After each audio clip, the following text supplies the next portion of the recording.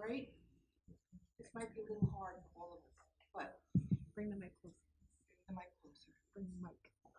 Bring Mike closer. Bring mic closer. I'll try. We are.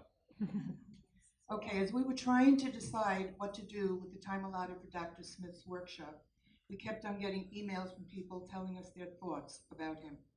And as you know, people are still writing to us about him, and we try to get these letters, emails into guide points. But since some of the people writing were coming to the conference today, we asked them to say their words out loud here. The tone for us was set by Sarah Beth Dukes, who wrote saying how she is in such a deep bow of gratitude to Dr. Smith and to his protocol. She'll be here a little later. I think her seat is being saved down at the end. Now, Sheila Murphy, who needs no introduction, is always talking about Mike, and even though she's here now, I'm still going to quote some of her words. She told us that Dr. Smith is not only Michael the Archangel, teaching us that all human beings, that we are all human beings, that we are all sacred. But Dr. Smith is also the Johnny Appleseed of human rights to the traumatized of the world. And Sheila reminds us that the mark of a great person is that their work is never completed in their lifetime. And so it is with Dr. Smith. For us who are now struggling with how best to honor what he has given us, we should remember his lesson that life is about sowing seeds and waiting for them to grow. Many of you will remember him telling us to be good farmers. This is both a gift and a struggle. We are now the ones who are not only reaping what he has sown, but we must also be sowing seeds, making change possible for the next generation. Reuben Alves said, "Let us plant dates, even though those who plant them will never eat them. We must live by the love of what we will never see." Mike was blessed in that he was able to see a lot of what his work as a good farmer grew into. At his memorial service last March, a woman just happened to mention that if it wasn't for Dr. Smith, I wouldn't be alive today. The simplicity of that statement was stunning at the time. She was sitting there with her mother, who Dr. Smith had helped into recovery. But so much of his work has not yet come to fruition. He tells us that we must not remain stagnant. NADA is not the protocol. NADA is a living organism. Mike developed NADA by paying attention to the people he was treating. He kept changing the protocol until he was told by the powers that be that he needed a formula so it could be regulated. Yes, somebody else remembers that. He told us, but he never stopped listening and learning and changing. He told us we should never think we had the answers, because if we did think that, we could lose our curiosity, and without our curiosity, we would stop learning. Mike traveled many miles and taught the protocol to thousands of people. He often noted that anyone who thinks that those students hadn't changed what he taught them would be incorrect. And if anyone thought that there was anything wrong with this change, they would also be incorrect in that assumption. His words, NADA is developing very differently in different locations and with different populations. We should welcome this diversity.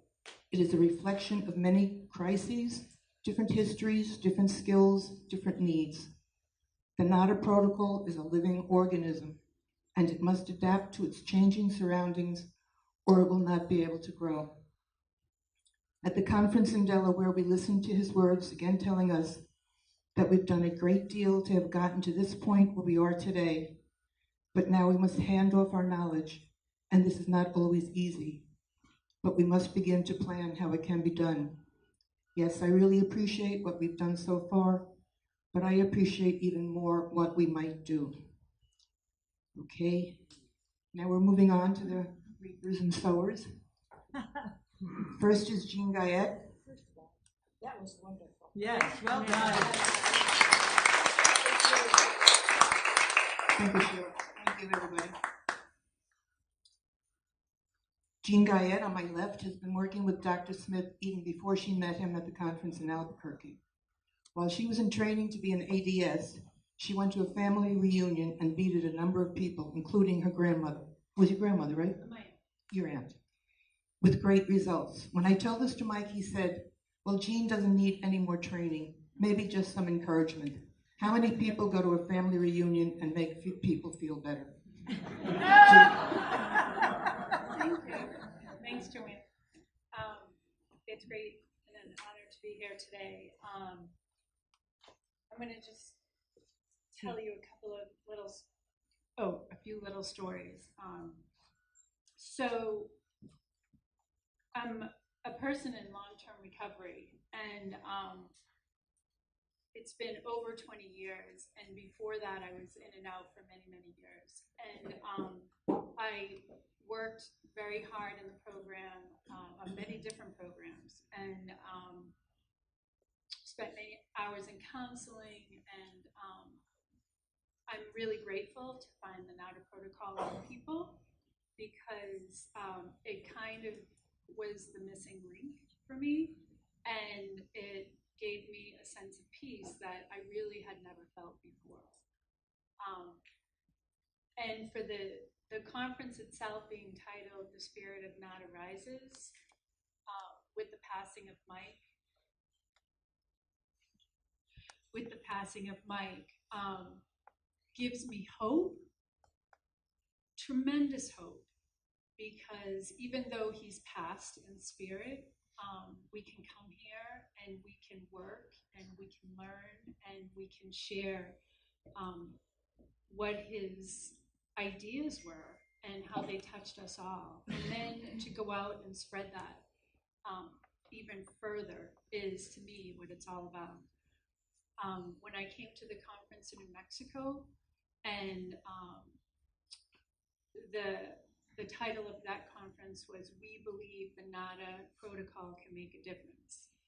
And I was in the room, and the moderator had us all stand up and say that, and say it again and again, and we got louder and louder. I felt like I was in the right place. So with Mike,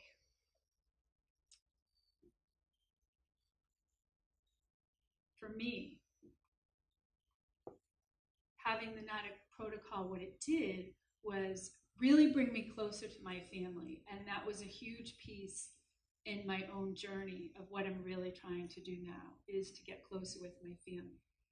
So I came down early, and I have a sister that lives in Dallas. And so I was able to spend a few days with my sister. And one of the things, she's my big sister. I have two big sisters. She's the oldest sister. I'm the youngest. So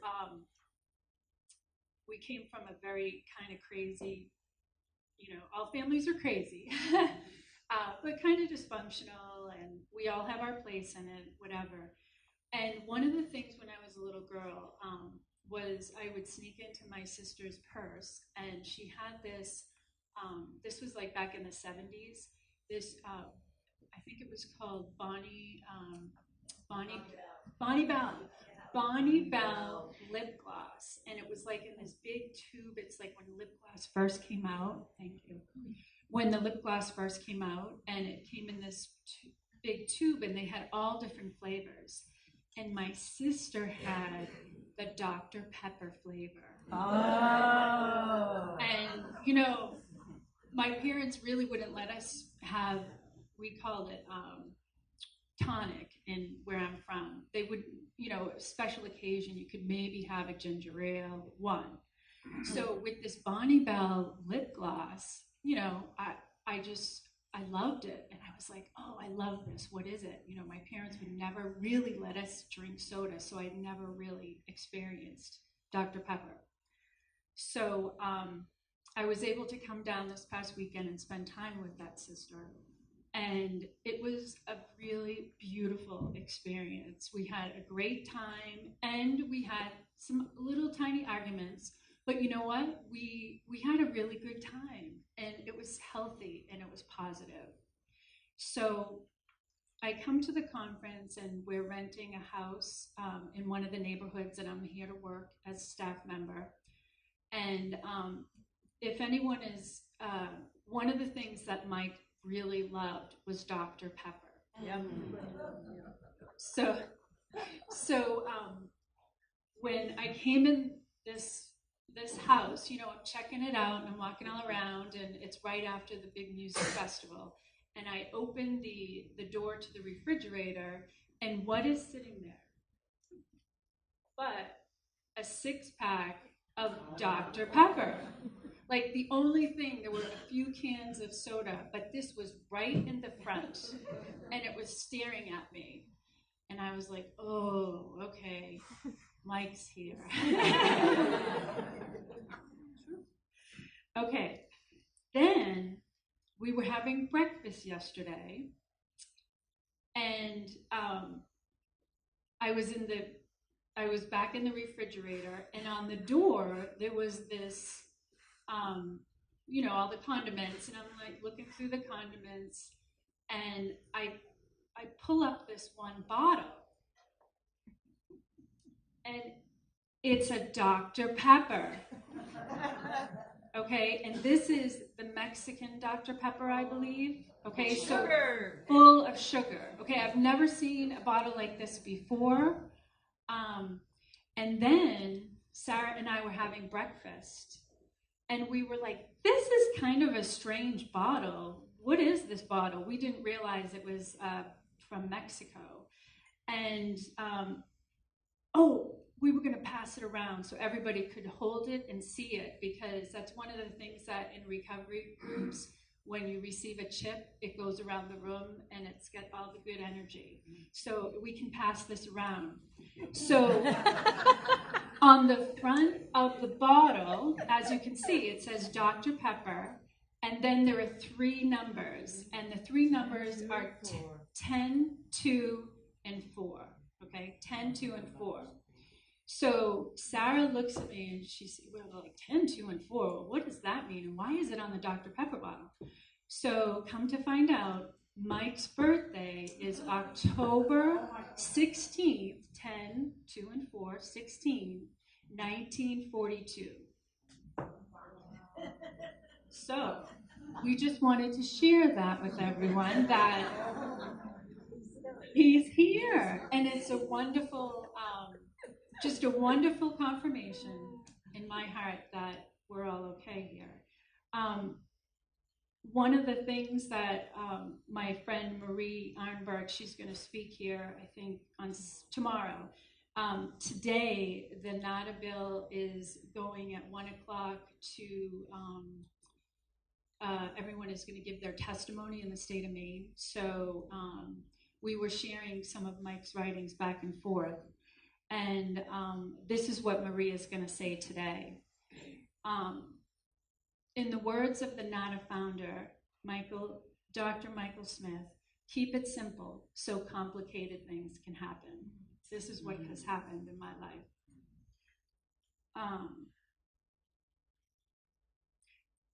And then about the protocol and about the NADA spirit, what Marie will say today is that it promotes client engagement and retention in treatment programs and helps build resilience and prevent relapse. And what it is that what it says is that the primary way this person will get better is through their process and growth and change internally through their spirit. So acupuncture is not only doing a treatment, it is teaching the person what is possible in their own system. That is very important for a person with substance use disorder to feel that they can heal and that they are also capable of healing. Acupuncture allows for this time for the body to identify change. Thank you.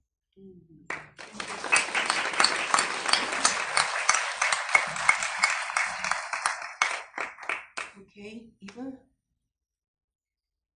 You can grab the mic. No, I know, but I'm going to say something first. Taking a deep breath.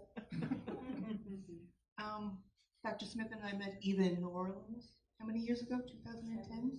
10 years ago. And it was kind of love at first sight. And she came to Lincoln and to become a trainer a couple of times. And she stayed for a while, right? Anyway, she and Mike really developed a very nice relationship. And she always called to let him know what was going on. And as he got sicker and sicker and it was hard for him to speak, she would still call him. And even when he couldn't talk any longer, she would still call him, and somebody would hold the phone to his ear. And she would speak and tell him how much she appreciated him and what he had done and what he had helped her do. And whenever I was there, I could see him in the bed going like this. So that's Eva.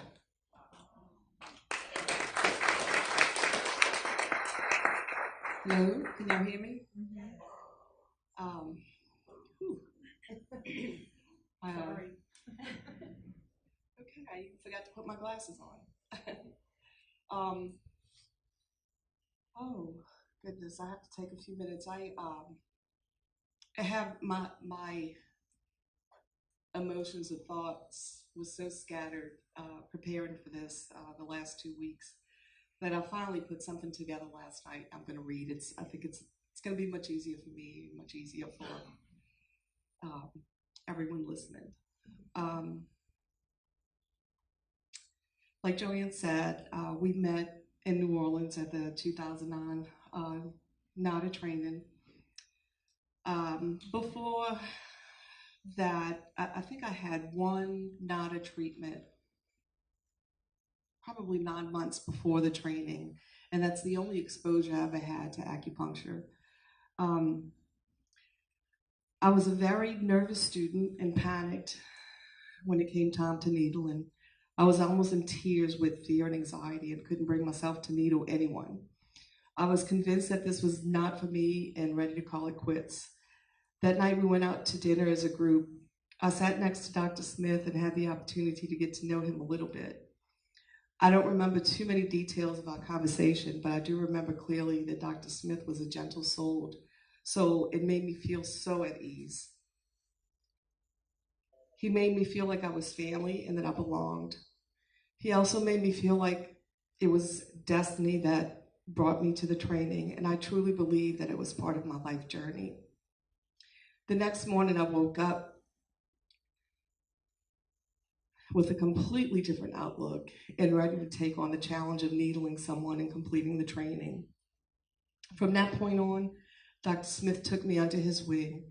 We communicated by phone and email often. Eventually, I went to Lincoln Recovery Center to train as a registered trainer, and he mentored me throughout the process. I'm so grateful for having Dr. Smith in my life. He was so generous with his time and wisdom. He listened to me, he guided me, and supported my ideas. Several of the projects I worked on were inspired by our many conversations. And he was always excited to hear my updates. I remember, as Joanne was saying, when he could barely speak, I could barely understand him saying thank you, but he would just repeat over and over, thank you, and that's probably when he was waving his arm in the air.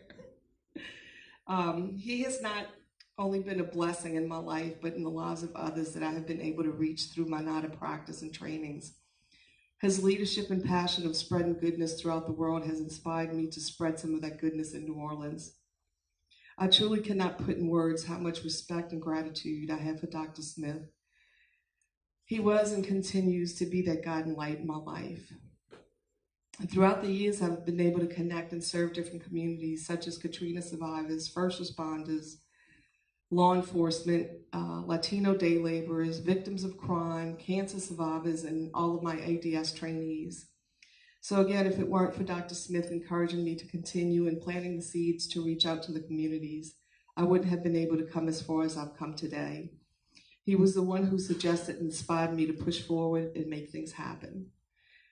And ironically, when I walked in the room, I saw the first banner about planting seeds and how, well, one of the banners says it takes 5 minutes to make someone realize that you're alive and something good is possible. And that's exactly how he made me feel that first night I met him, which just encouraged me to go forward with the training. And I just feel so honored to be here, not only at the conference, but to be speaking about Dr. Smith. Thank you. Thank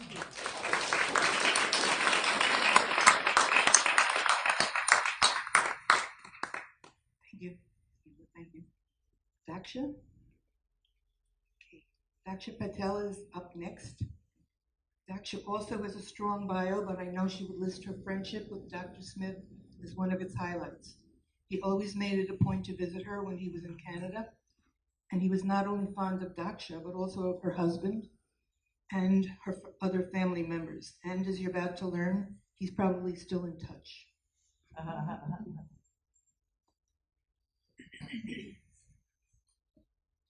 Good morning, whole NADA family. Good morning, Daksha. We are here, because Dr. Smith's hard work brought all of us in here, and including me.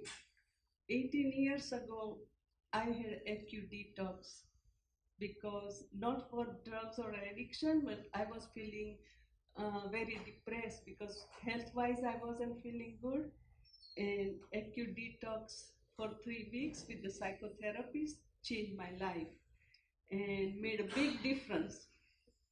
And from there, I started feeling like this is such a good stuff. And I started reading about Dr. Smith and NADA and this protocol. And I said, I want to go see learn this technique. I used to afraid of looking at the needles.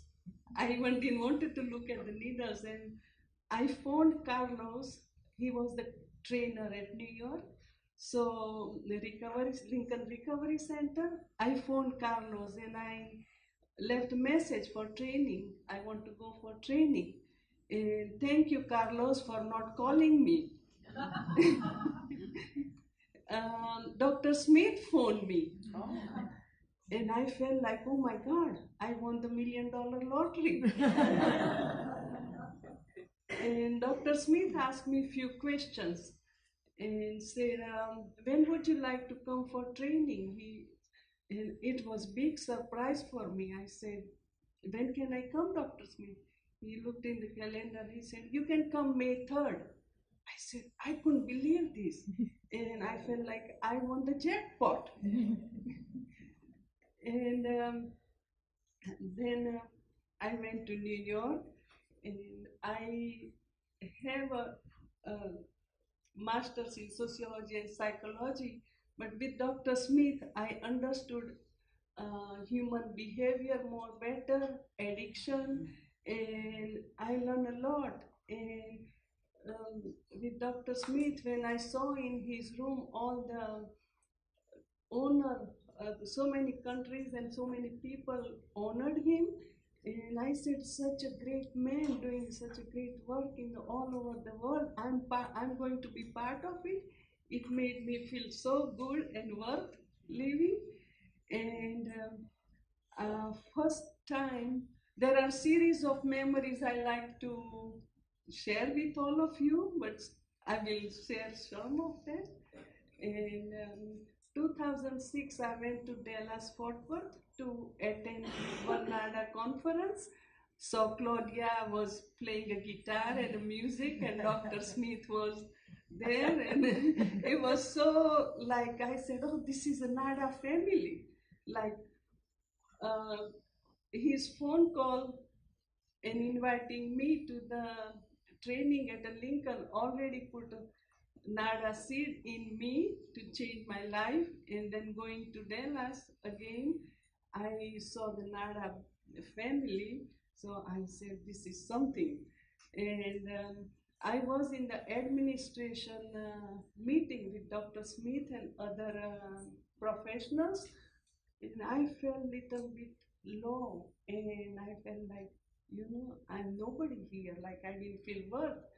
But Dr. Smith started to talk, And that time I was working with psychotherapists, and we were using acute detox for psychotherapy. And this doctor used psychotherapy for like our behavior pattern is also an addiction. So I was treating some clients, and I started to share some of my experience in that room. And Dr. Smith encouraged me um, about my examples I was giving and all that, and he was feeling like this is valuable talk I'm talking, and I was feeling like this is just a talk, like something that I wanted to say, and it made me feel good, and I felt like I belong in this room. I'm somebody. Dr. Smith made me feel like I'm somebody, and I again he drew me in to NADA, um, and encouraged me. In lunchtime, he was sitting in the lobby and said, "Come here." I went to him and he said, "You become a trainer." I said, "Me, Dr. Smith, I even don't speak English well." He didn't get into anything, like Dr. Smith always said, no nonsense. So he didn't get into anything. He said, "You become a trainer, you go to Claudia and find out." So here I applied for become a trainer, and again he drew me into NADA. So when I'm outsider, he always his energy, his um, trust in me, and he select me to do his work, always bringing me in, and I felt like there is a big life purpose he is giving me in my life, and I had some obstacles to become a trainer, and Dr. Smith calls me and check with me how far I am. And I said, "Dr. Smith, I couldn't get the mentor and different things." So he said, "You come to New York." I said, "Oh, okay." Here I went to New York. So again, he drew me into NADA.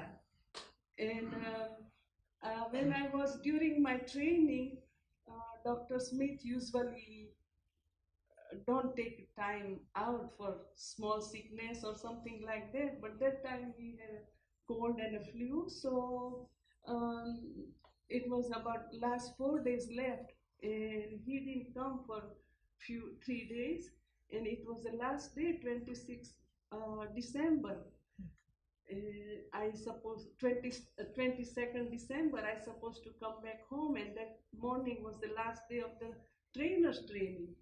And Rosa was the trainer in New York. She said, "Daksha, knowing Dr. Smith, you will see." And here, before I left, I had almost more than 2 hours talk with Dr. Smith, and it was something so special that I can not forget. And I learned a lot, and such a humble way. He taught me many different things, and drew me in NADA again. So I felt like, my family is so expanding, and my so many of my family members, they are ADS. They go with Dr. Smith in India in the prison. They used to in the prison. Dr. Smith visited my home in Canada and India. So I am in Dr. Smith's family, and Dr. Smith is in my family. So that is, I feel like such a precious gift Dr. Smith has given us to me. And Dr. Smith had an addiction also. That's what I always think. And his addiction to make a world better and more happy and joyful. So that's I always remember. And when I used to work with psychotherapy, sometimes some people come and they said, we've been to so many, we knocked so many doors and we've been to so many places. And I remember Dr. Smith saying that this needle has a hope. And I said, you know, that's what I learned from Dr. Smith. This needle has hopes. I will not talk much, but let's see what needle will do to you. And it really makes a big changes in their life. And they write a letter to me, and thanks to Dr. Smith many times, and so many of my clients, they says, they didn't meet Dr. Smith, but they have Dr. Smith in their heart, just like me and you. And I will finish it like Dr. Smith drew me into NADA, and not just me, drew all of us in. And I have one last thing to say. A few months ago, I had a dream that Dr. Smith came to my home with wearing a white tuxedo. It was a big surprise, like white, nice tuxedo.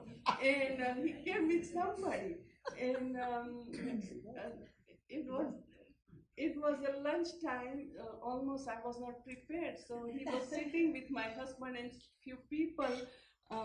I put few pieces of bread on the table, and Dr. Smith says, come sit down with us. You know, I was in the kitchen doing something. What should I do? What should I prepare? He said, come sit down with us.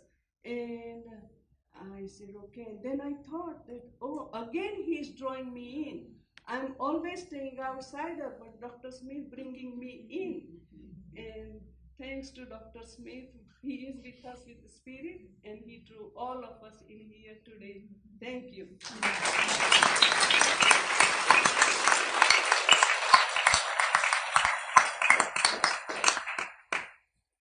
I thought you would like that white suit, Yeah. white tuxedo. Jean thinks he was also wearing white boots. Hi, that's Sarah Beth coming to us. Yes, hi. Hi. Okay, next up, Tanea. Tanea is the latest addition to the NADA office. Today is my first time meeting her, but I've spoken with her numerous times on the phone. These conversations have left me with feelings of her competence, her sense of humor, and mainly a wonderful grace. All three attributes that Mike respected and enjoyed tremendously. So, take it away. Oh, thanks, Tom. Yeah. Hi, thank you. I would like to say that I'm very happy to be here, and thank you for having me. One of the things I would like to say is I'm so new to NADA, and I've never met Michael O. Smith, but that doesn't mean he isn't around. And it's always really interesting to me when Sarah isn't available or she isn't, she's away on something. If I have a question that I don't already know, or I can't reach her, Michael Smith always has the answer. It's very interesting because, well, I don't know why, but I think I know why. But for example, a gentleman a doctor from Florida had called and asked us if there were any studies done on infants in the United States with using the NADA protocol for NAS. And Sarah wasn't around. I don't know the answer. I said, I'll look for it. I'll get back to you. And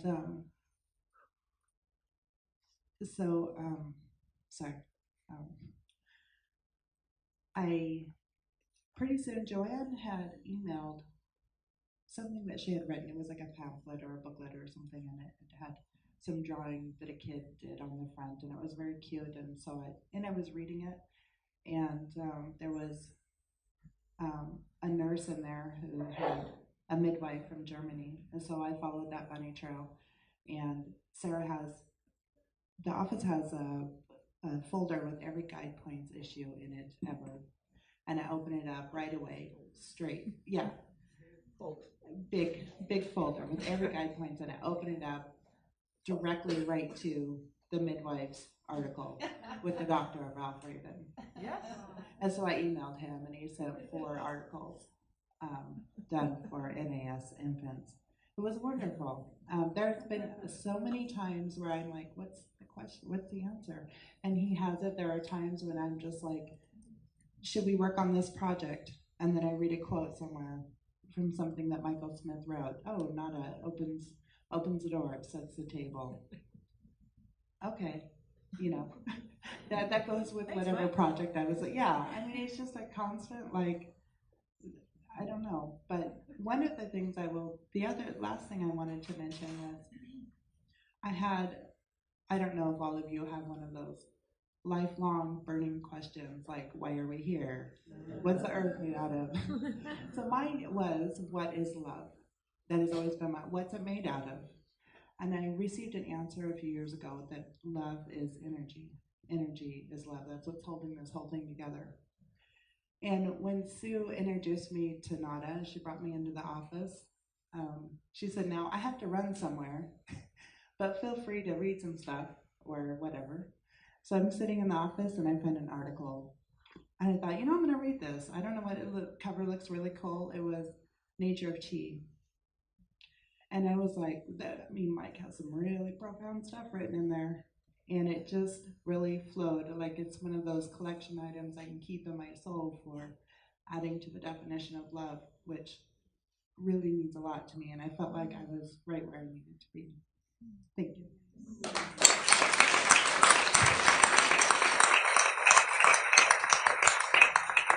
Now, Brad is going to speak next.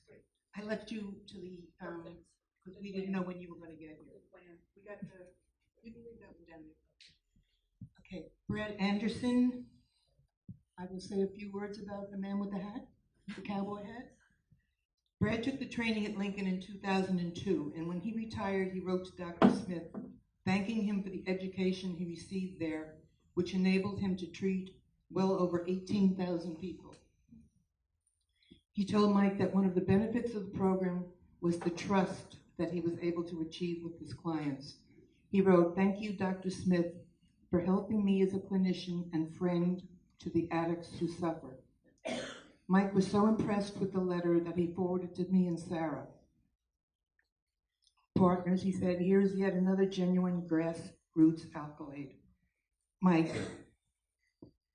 And he asked us to follow up with Brad, which led to the article in Guide Points, which led to numerous trainings because of Brad, and finally to having him here with us now. Take it away, Brad. Howdy, everybody. Howdy. That feels good, doesn't it? Howdy, everybody. Howdy. It's funny, you can see that down here this is Howdy Hall right down here. I don't know how that works out, but there's one thing I've known over my life, that nothing comes by chance. Any rec therapists out there? I see a show of hands. How many rec therapists? There's one kind of rec therapist there. I knew I was going to be outnumbered and outgunned when I got up here, but for Mike, anything's possible. As a rec therapist in the field, working with clients, I had to do a lot of unusual activities that were very beneficial to them and to me. I love playing volleyball. I love having fun with people. And this is one of the things that as a rec therapist, I was very happy to do. So when I was asked back in 2002 if I'd like to try on something new, something different, something I'd never heard of before, I jumped at the chance. Not only did I get a week off of work, but I got to start on a new mission in my life and have been very touched. I've been very touched for the last 15 years, well, more than 15 years of the work that Dr. Smith has shared with me, and I could take it back up to the hill country of New York and share with my clients.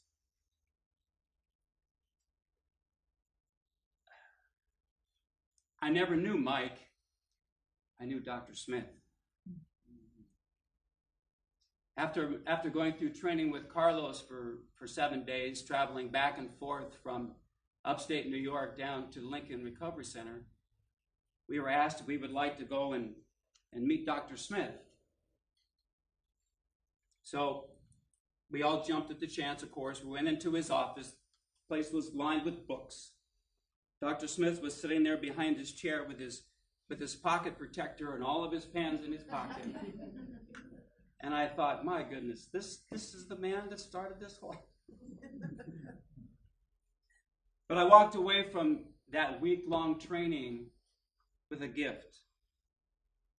With a gift that has benefited me, and as Joanne said, and as I thought back, how many people have I really impacted? And I came up with that number.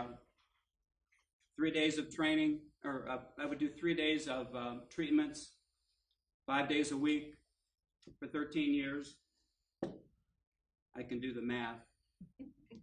I was grateful that he gave me the gift of the intention of the touch, because it's our attitude and our beliefs and our behaviors that we take to our treatment setting, and when we touch someone, that's transferred to them.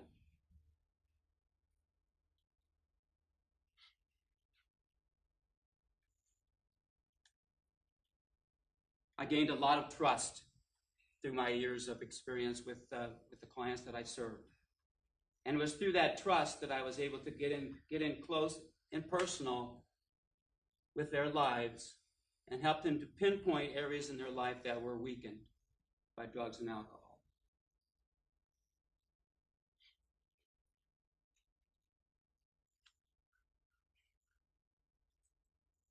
I'd like to close by saying that I like Carol Burnett,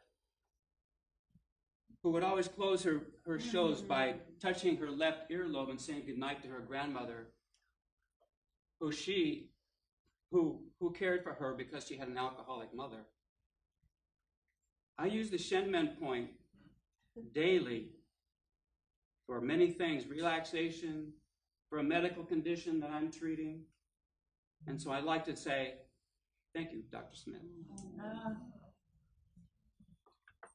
Oh, I almost forgot. I was going to sing a song. Mamas, don't let your babies grow up to be cowboys. Don't let them pick guitars and drive them old trucks. Help them be doctors and lawyers and such. Help me out here, way out. Mamas, don't let your babies grow up to be cowboys. Don't let them pick guitars and drive them old trucks. Help them be doctors and lawyers and such. Cowboys aren't easy to love and they're harder to hold. They'd rather give you a song than diamonds or gold. Lone Star belt buckles, old faded Levi's, each night begins a new day. If you don't understand him, he don't die young. He'll probably just ride away. Thank you.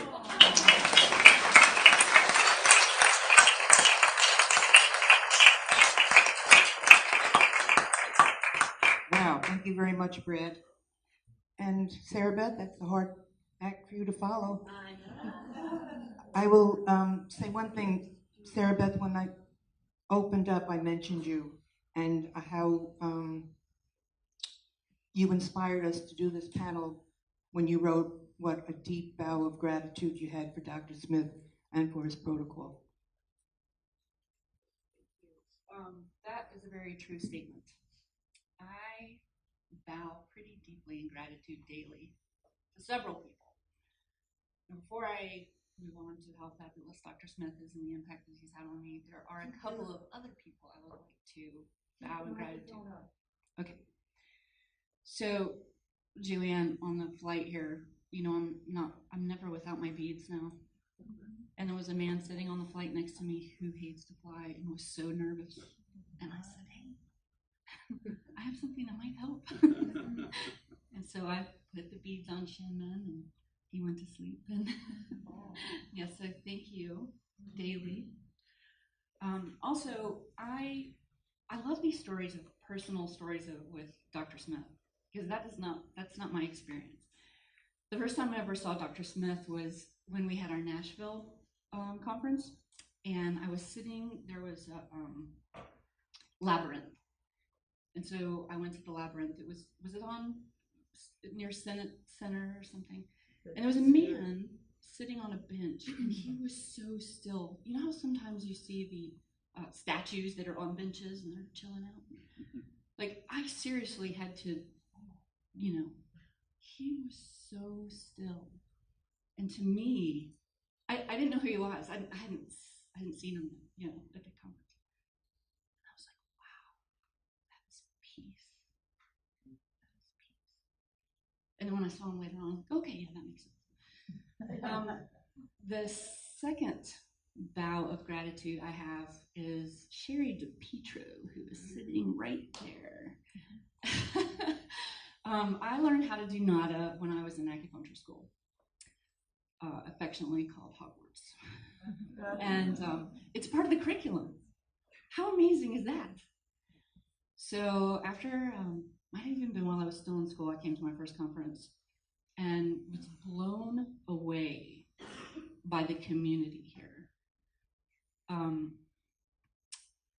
And when I first came in, someone was talking about she couldn't speak English very well, and forgive me, I'm paraphrasing.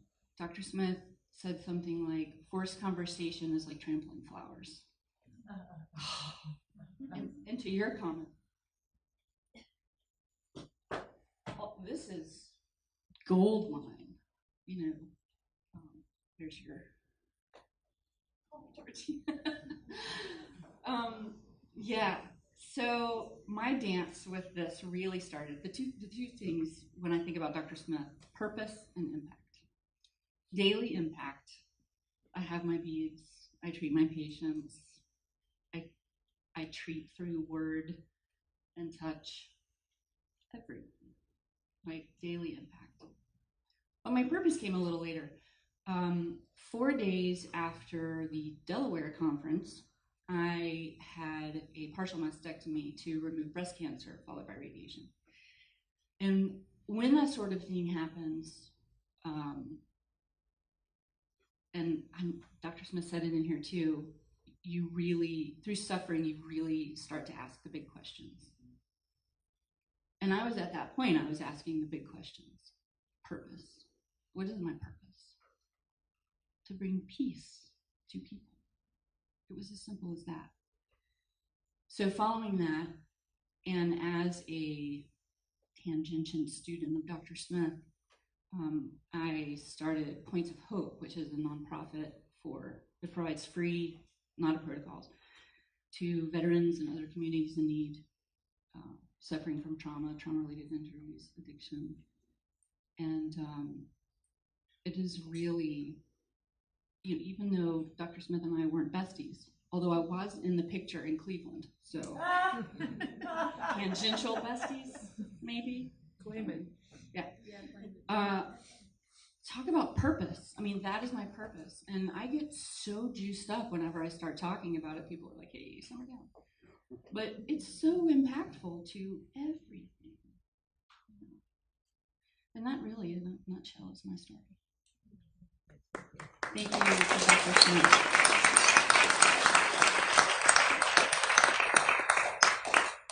Okay. Sheila Murphy, who's getting her tissues ready. I think we all know Sheila Murphy, who is probably, Some people are new. well, I was going to give it a little bit of a background. When she writes her bio, she always talks about her husband, her children, her grandchildren, and then kind of mentions that she's a retired judge. And one of my favorite stories about Sheila is that when you were in traffic court, or did you get demoted because you tried? She got demoted to traffic court because she was working in family court and she didn't want the children listening to what their parents were saying about each other because they were being re-traumatized. So she wanted this other room set aside, a playroom for them, and the judge was annoyed by her and demoted her to traffic court. Her response was to gather the rest of the women lawyers and say, okay, let's run for judgeship and beat him. And she did. The first woman, what was Yeah. Well, there were 18 of us. Yeah. That ran against 18 men. Okay. 18 white men, so women of all colors ran, and we all won. And,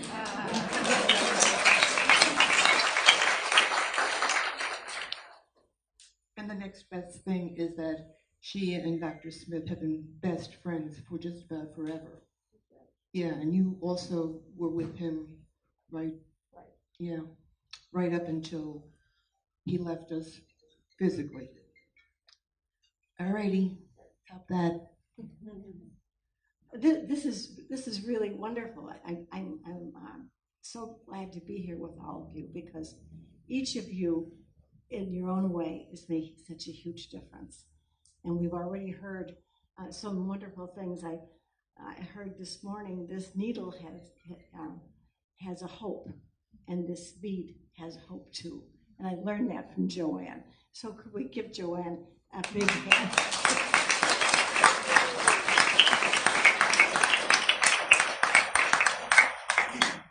So I think maybe talking about Dr. Smith, Michael the Archangel, I called him. I still do.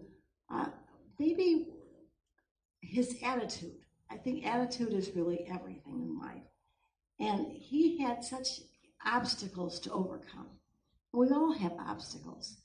But he started out with a real tough one because he had a lip that was not right. Cliff foot, thank you, a cliff foot. And so he said, he told me, he said, well, it was really a great advantage because I couldn't talk all the time. I had to think about what I was going to say. And I listened to other people. So it was a wonderful thing that I learned very young to be a listener. He said, you know, some people, like you lawyers, have never learned that. So, and he's how right he is.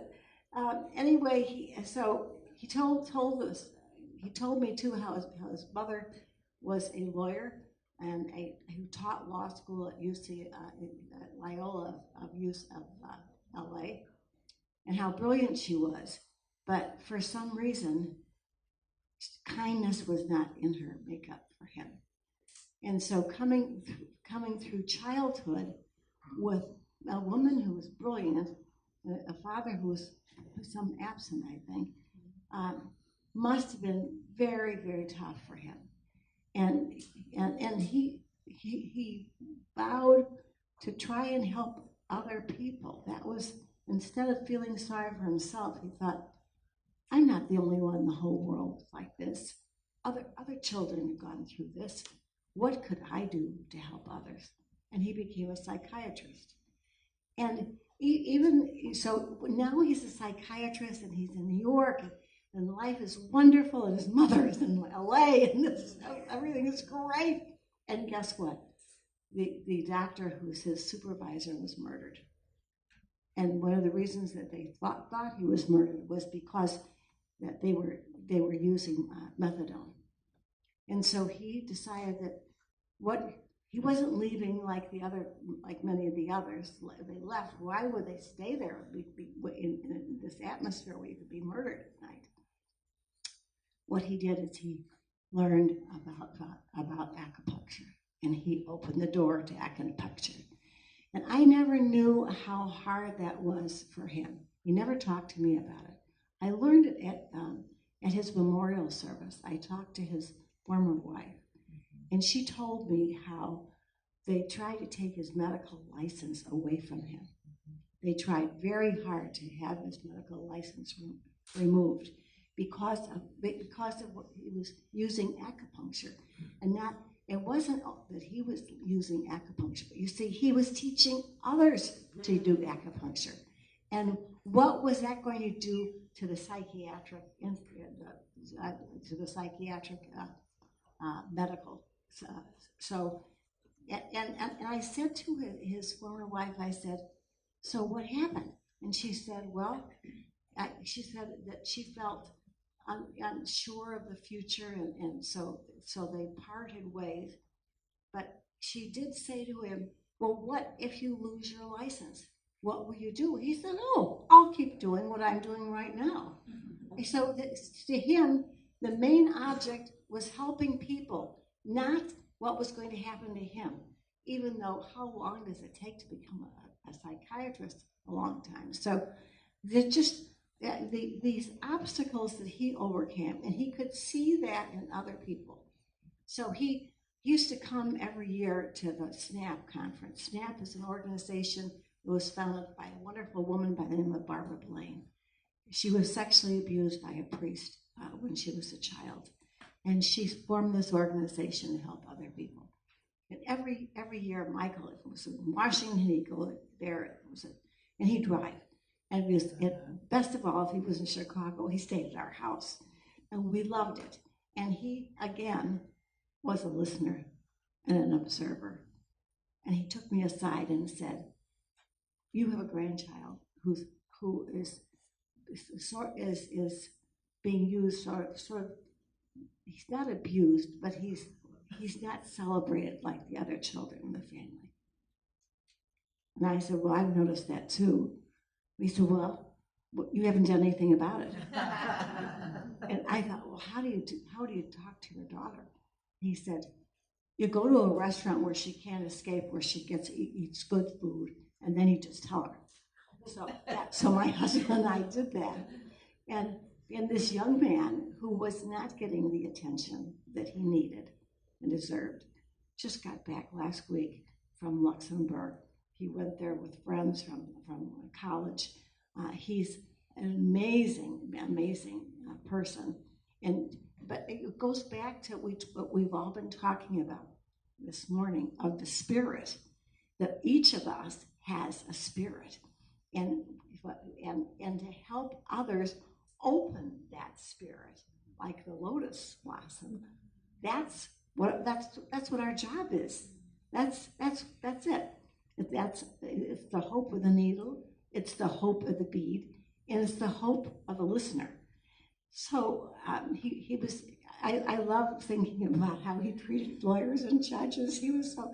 I would explain to him they're against acupuncture. They want to have nothing to do with.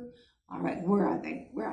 And he would just ignore what I said totally and just start doing acupuncture. He just started putting needles in, and this one who was really crabby at the American Bar Association, who was also the chairman, was just giving him this is nonsense and so forth. And Michael looked at him and said, "You should, instead of criticizing what I'm doing, you should take care of yourself. You have a very bad neck." He said, well, "Yes, I do. I got up playing golf. Do you think acupuncture would help?" And Dr. Smith said, "Well, take off your tie." So he takes off, the chairman of the board takes off his tie in front of all these people. And Michael goes over and he puts the thing in, and we're all sitting around this huge table. And the next thing you hear from the chairman of the board is, "Oh." So what he did was he just ignored the negative in that person and went to the positive. And it was hard for me to understand. Sometimes he just aggravated me. Like one time we were in Washington, and my brother, who was also recovering from sexual abuse by priests, was the first time he was speaking about it in public. And here he is, and my brother looks so handsome and so forth. And I'm looking at him, and where is Michael? He's not listening. He's moving around the room, giving acupuncture to everybody in the ear, doing the knot. And I'm thinking, what is he doing? Doesn't he understand This is my brother's first time he's ever spoken. Why doesn't he sit down and listen? And afterwards, the first words my brother said to me was, oh, wasn't it wonderful how Dr. Smith was giving acupuncture to everyone? He knows that if we hear somebody else's story, we feel our own selves. It's so hard for us to hear what anybody else has gone through. He knew that. And that's why he didn't want anybody to suffer for 1 minute. He wanted immediately to do the acupuncture. So I think that this morning we've had such beautiful, comments about we're all somebody. And sometimes we have to remember we're nobody. Right. And so I got off the plane last night and I thought, now wait a minute, here I am. I'm back in Texas. I said I would never come back to Texas. Never, never, never. And I'll tell you why at a different time. Claudia knows. Anyway, I was never going to come back to Texas. But here I was. And I thought, well, if Michael were here, what would he do? He'd say, well, why don't you meet some people from Texas who aren't lawyers and judges? And I thought, what an idea. I thought, well, how would I do that? I thought, well, I thought I could take the bus. So I took the bus. I took bus number 20 from the airport. And I stood with all the people from here who were coming home. And I talked to each of them. And then I found out that I had a transfer. And that was wonderful. I transferred in a park. And there were all kinds of people, all different ages, all different colors. I mean, it was just fantastic. And then I got to the hotel, and I thought, wow. Oh, they couldn't believe I got off the bus at the hotel when I came in with my suitcase. But then I thought, that was really good, Michael. Now, what are you going to do for an encore? And you know what he thought of? Water. And I thought of him this month when I was in Savannah. We went through the houses where they housed the enslaved. And the enslaved, it came from Africa.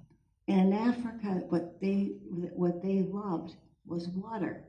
Water was the protection for them. And they would go out to the sea and they'd find seashells, and they'd take the seashells and blue flowers and make blue paint, and they painted that onto the floors, onto the windows, anywhere they could to protect them. And I thought about Michael, and what did he do? Wherever he went, he found water. He would call us before he was going, and he'd tell us, this is where the water is. This is where the great springs are. So I took a shower. So if you want to be close to Michael, just ride buses. It only costs $1.25. And in here, you don't get transfers. You just say, I came off bus 20, and they put you on the next bus. So ride buses, talk to people who are not lawyers and judges, and take lots of showers if you can't find a spring.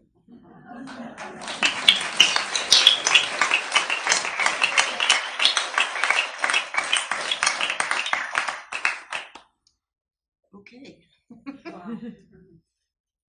There were just a few other things. I was going to open with a poem, but I forgot.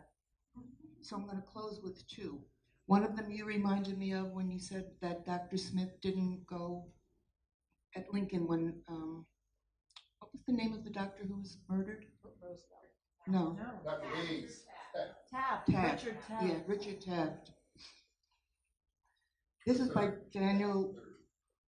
Daniel Berrigan, one of Mike's favorite poets. Some stood up and sat down. Some walked a mile and walked away.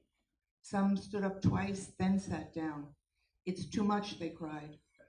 Some walked 2 miles, then walked away. I've had it, they cried. Some stood and stood and stood.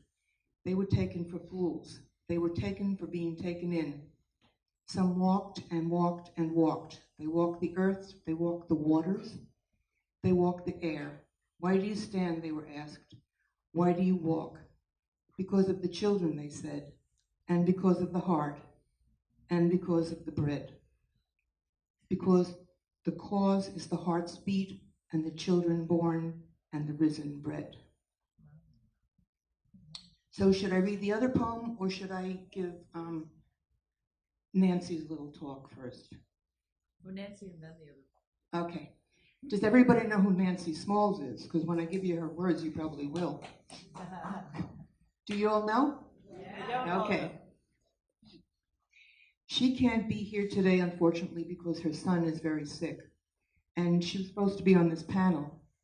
And I asked her, did she have any words that I could say for her? And she said, well, tell them all that I am really sorry that I can't be there because you know how I like to run my mouth. But I can't be there because I am now mired in my own shit. Nancy Smalls, from New York to Boston. Okay, the next poem by Mary Oliver. It doesn't have to be a blue iris. It could be weeds in a vacant lot or a few small stones. Just pay attention, then patch a few words together and don't try to make them elaborate. This isn't a contest, but the doorway into thanks and a silence into which another voice may speak. Okay, we still have a few minutes. Does anybody else have anything they'd like to add about or ask about? Carolyn? Should we take the computer, the microphone to you?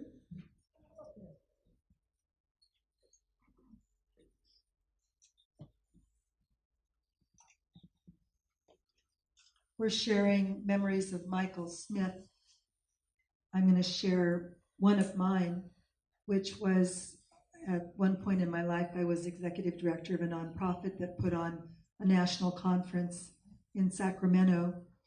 And the nonprofit began with me doing AccuDetox in the county and then gathering other people to create an organization.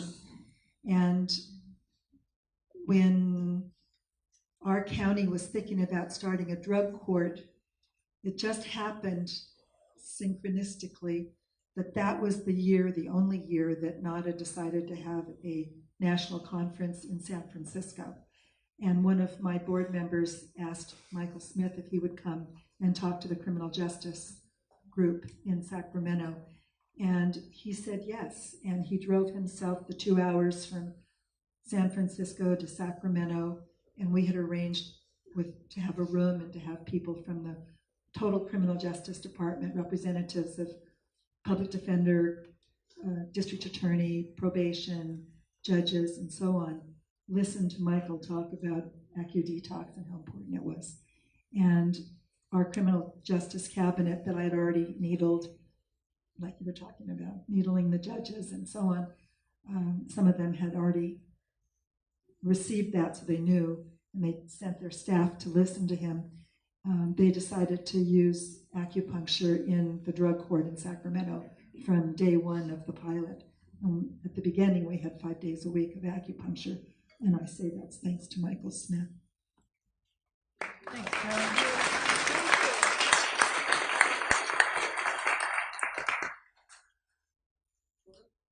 Good morning, Nada family. Good morning. Good morning.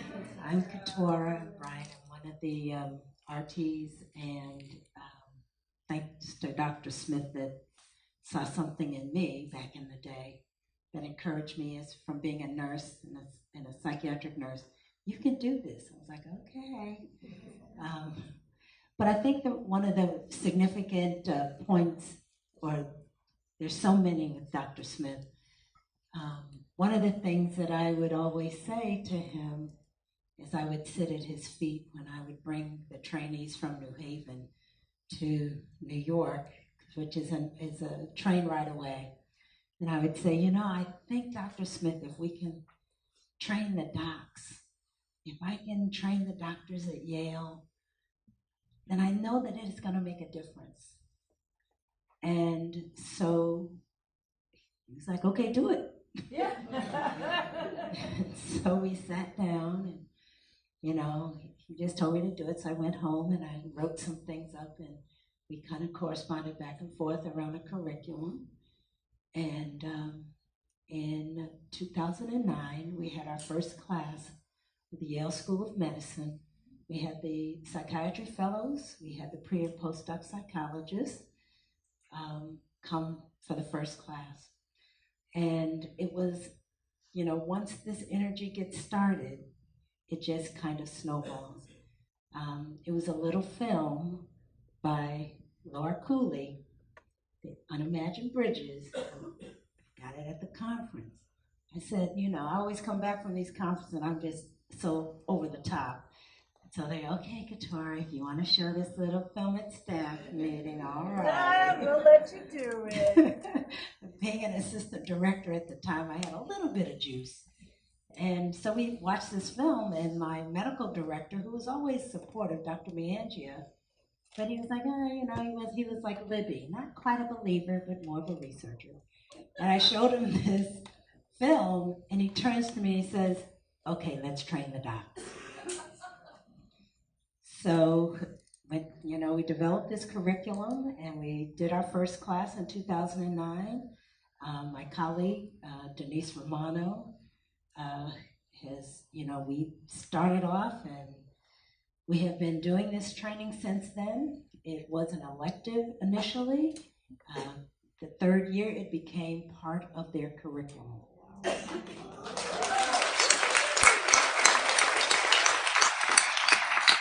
And I do believe they were the first medical school that made the NADA protocol a part of their curriculum. And the only thought was, if I can expose them to integrative medicine, not that I even thought that they would actually be doing any of the needling, but they're the policy makers. And they're the people that develop the treatment milieus. And so if they, as addiction specialists, can latch onto this and see the benefit, the cost effectiveness, I thought it would work, and Dr. Smith did too. And he would come every year until he was not able, and he would be the last day of our training with them, and they would sit at his feet. And it was a beautiful thing. Thank you.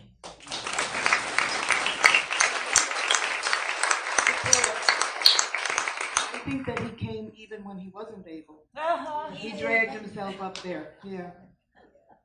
Somebody asked me if I would say a little about my relationship with Mike or my history with him, and I almost wouldn't know where to begin.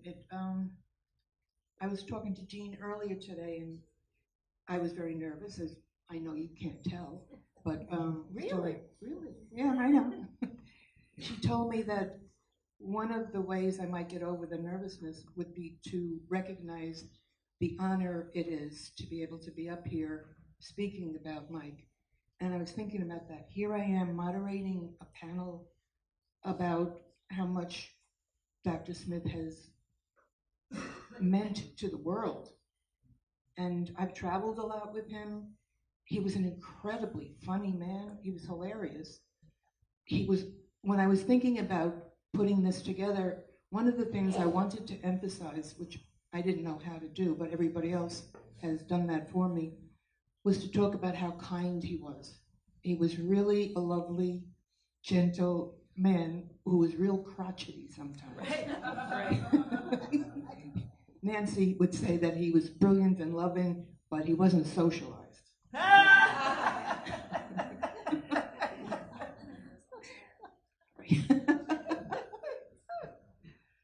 Oh, I just lost my thought. I guess he wants me to shut up now and play some music. Can I say something real quick? Sure.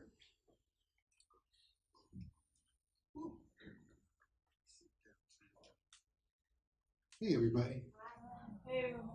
Thank you, Romel. I saw my friend last night when I looked up in the sky at the moon. It was so beautiful. Wasn't it? Those that have gotten a chance to see that. I'll say it again, Romel Washington. I love the invoking of Archangel Bodhisattva when referencing Mike. So I was thinking about, Thich Nhat Hanh recently was just advising folk, look, don't build a stupa for me. Don't put some memorial place for me. Actually, just let my dust go and just carry that with you. And I'm hearing that about Bodhisattva, Archangel Mike. We carry him with us. And that's just a wonderful thing. The legacy, though, that I wanted to just highlight, because I'm thinking about this month, Women's History Month. And I'm thinking about how many women have contributed to this energy that Nada has developed over the decades. And look at this right here. Look who put out that film. Laura Cooley. John Bliss's daughter just put out a film. People's Detox. Women. Thank y'all.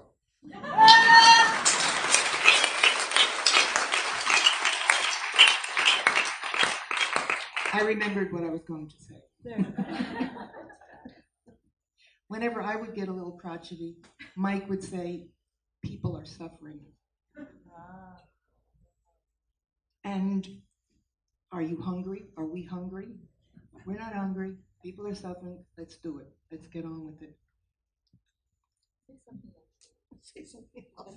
Well, I'm excited to see all of you. It's just wonderful, and I know that that what you bring to the world is what the world needs, and I think too that every time we do something for someone else, we're treating our own addiction, because it's keeping us away from things that we shouldn't do, like criticize or eat sugar or whatever it is, whatever we don't need. If we do service rather like Michael did, we're on the right track.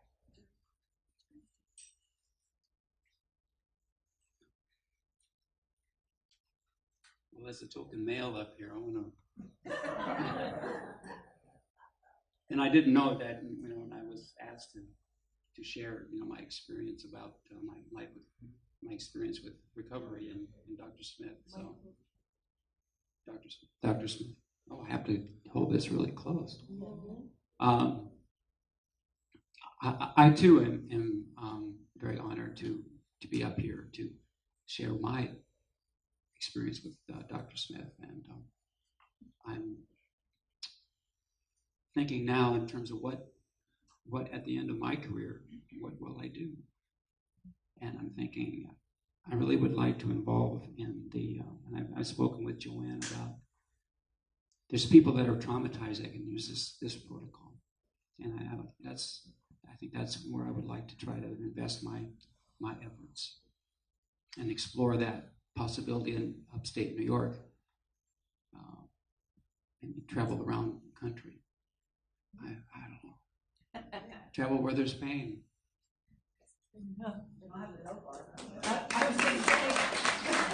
Okay, Daksha wants to say something, and then we're going to listen to some music. Laurel also.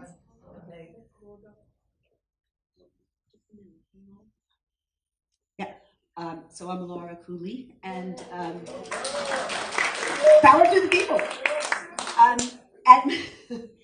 At Mike's memorial in New York City, his ex-wife told, I thought, one of the most essential things about Mike.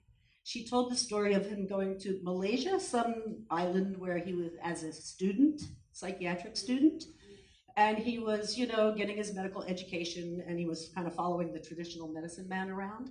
And a woman came to the traditional medicine man, and he said, "Oh, this is very, very serious. We have to have a community ceremony. Everybody has to be here." Da, da, da. So he set it up. Mike attended it, and afterwards he said, "What was that about?" And he said, "Oh, that woman was seriously." I'm paraphrasing. That woman was seriously disconnected from the community, and we needed the entire community to show up to reconnect her. That was the medicine. And his ex-wife said, Mike spent the rest of his life connecting people. And I think that is like the essential impulse he had, that as isolation is the problem. And Richard Taft was murdered, so maybe other people know that. The way I heard the story is basically Mike walked in the next day and took that position, which, in my opinion, is what earned him such undying loyalty from the staff. I wanted to mention also there was a white lawyer that was also murdered, and so Mike, I think, got a lot of his juice from standing up the way he did, and stand he did like an oak tree. And inspired here, Father Mark. So I have to acknowledge Brian McKenna is also my teacher. He's in the audience. He was my acupuncture teacher. I'm not a trainer. And Carla Wilson and Father Mark Pemberton were also trainers here. Father Mark died in Riverside Hospital training staff on his deathbed. So that's the kind of, commitment Mike seemed to inspire in people. So thanks.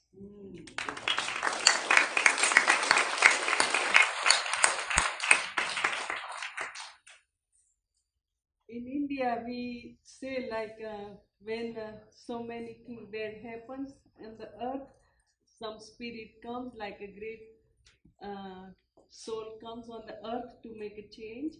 And I think about the Dr. Smith the same way. He was an avatar for addiction community and for all of us.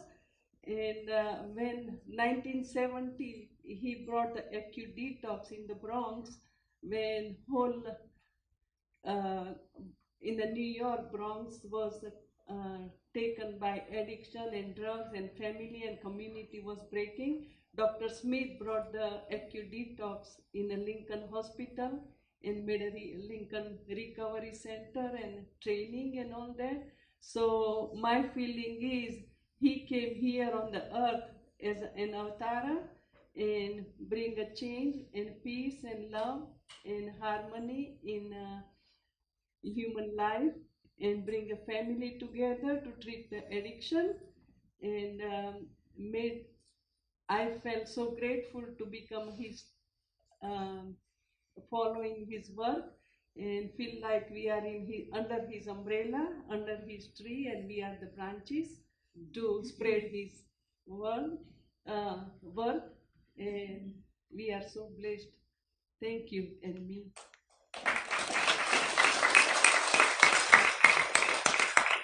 Okay, when you met with Dr. Smith, he never let you out early. And he never gave you a bathroom break. You got no breaks, but we're getting out early today so we can enjoy the food. But we're going to listen to some music first. Okay?